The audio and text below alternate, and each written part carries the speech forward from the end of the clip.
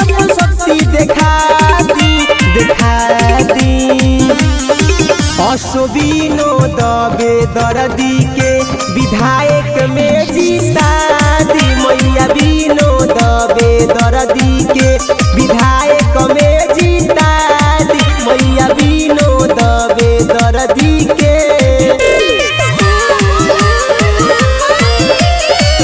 नीरज बाबू मैया बीनो दबे दर्दी के विधायक में जीता दी पूरा क्षेत्र के कोयले विकास हो सारा जनता के बाटे इनके प्रयास हो सारा जनता के बाटे इनके प्रयास हो जनता के बाटे इनके प्रयास हो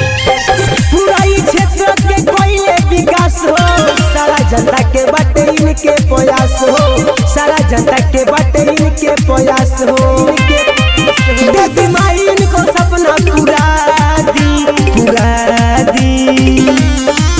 अशोभीनो दबे दर्दी के विधायक में जीता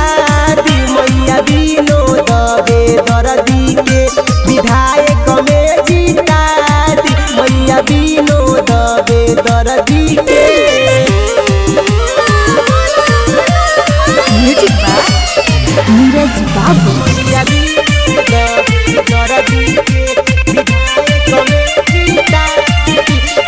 जाति धर्म के जे भेदभाव करी 5 साल फेरू पछतावे के परी 5 साल फेरू पछतावे के परी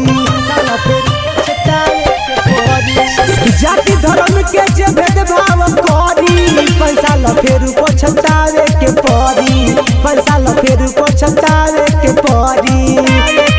असंग सूरज के अर्जी लगा दी